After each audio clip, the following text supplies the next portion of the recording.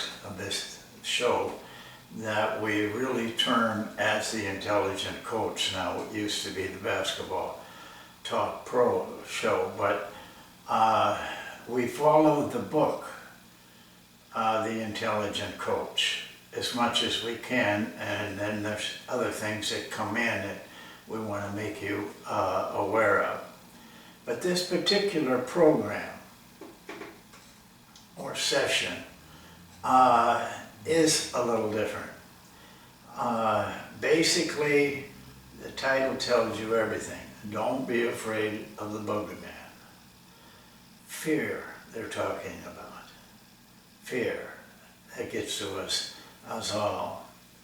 Well, the Boogeyman was really, I thought, just my mother making that up.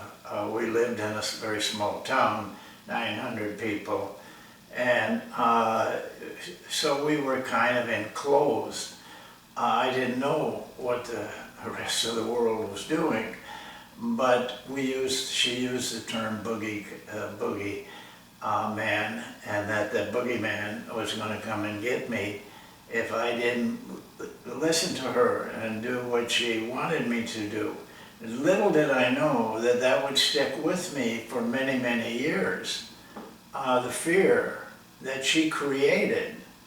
I was afraid to be in the dark alone. You know, I was a very small kid, like, I don't know, maybe 4, 5, 6, something like that. It had a tremendous effect on me. And that's why I wanted to talk to you about it today, because it also has a tremendous effect on basketball players, basketball coaches, and on in life in general.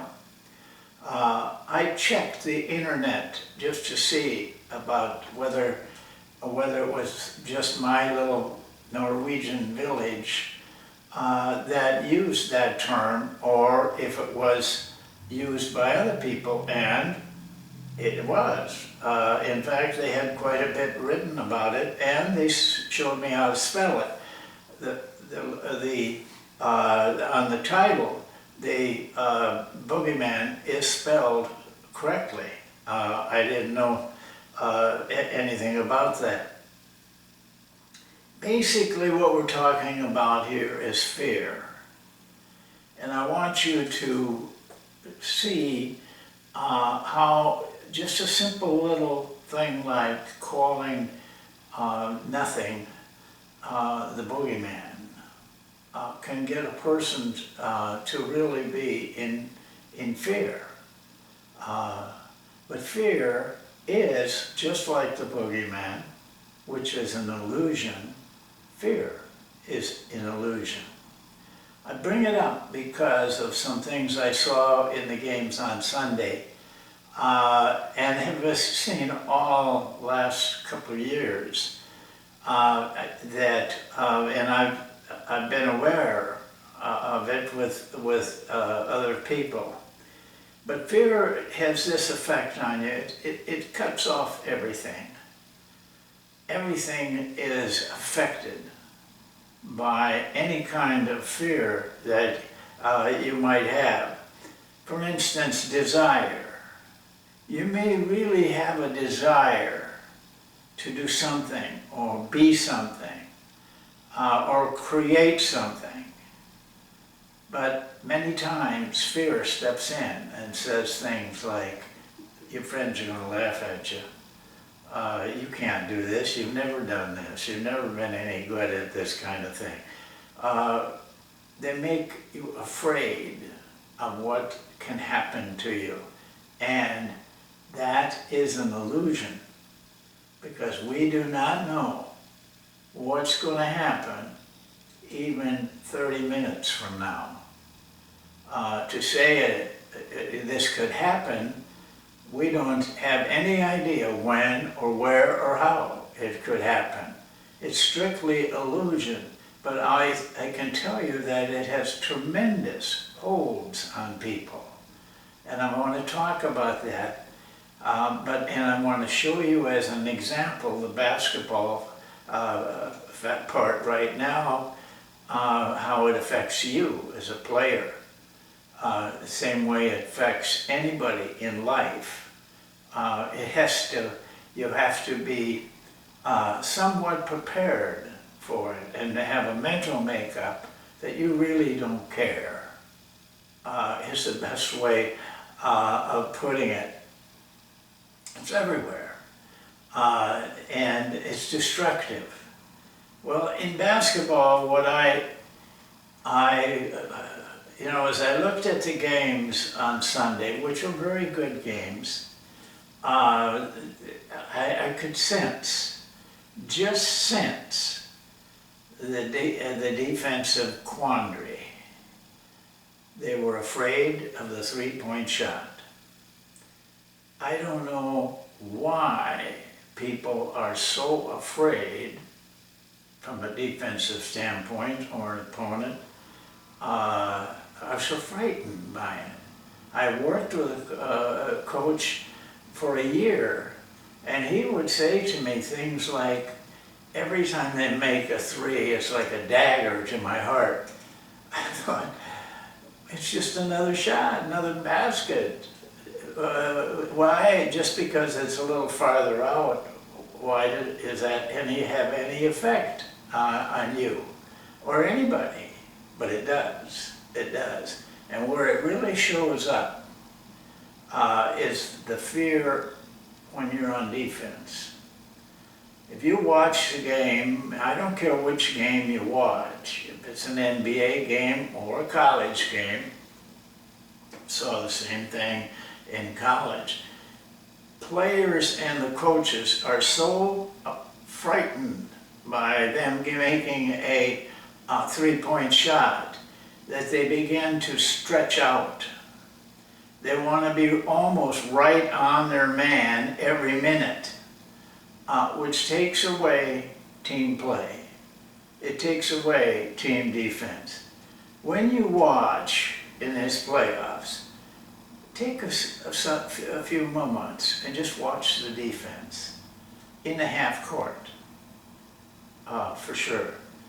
And you will see the defense, first of all, is so spread out that there's driving opportunities all over the place.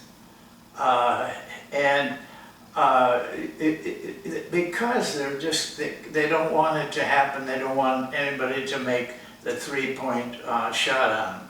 And yet it's going to happen, but if you can think to yourself, it's just another basket. That's all it is. It's nothing more than shooting from 2 feet and make it. That's a basket. And that's what the game is made up of. But it isn't anything terrible just because it goes in from 25 feet. It's no difference. And so take the fear out of it. The other thing on the defense, you'll notice, is they're all scrambled. They're running around like crazy, making sure that no one can get a shot off. And really, and statistically we can prove this, the three-point shot requires only a slight contest by the defense, and their percentage goes down almost in half. If you simply are in a position to contest the shot, you're gonna end up with a lot of misses by the offensive team that shoots threes, and it really doesn't scare a person when you look at it and see, wow, they took 10 shots and only made three-point shots, and they missed 7. So it isn't a destroyer of anything except mentally. And so I want to bring that point to you because we are over fearful of certain things in basketball. And there is nothing to fear. and you can play with abandon, because if you can rid yourself of the fear that if you get too far from your man, he'd get the ball and get a shot off. Let him take the shot off if it's a 3. In the NBA, the greatest players in the world, I mean, you might argue that, but I don't think many people would argue it. These are the greatest players in the world. You know what they shoot? The whole NBA averages 36.5%. Now, what the heck is that? It's a very poor shooting percentage. Take advantage of that. You're going to get a lot of defensive rebounds for an opportunity to fast break. Any contest will drop their percentage almost 50%. And that's been proven over 10 years, even 15. But I personally have seen it, what it was like 15 years ago. And so put it in perspective.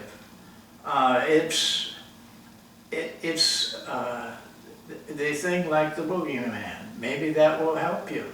Just keep telling yourself it's a boogeyman, and there isn't such a thing as a boogeyman. It's a complete illusion. And play hard at what you're doing instead of being afraid.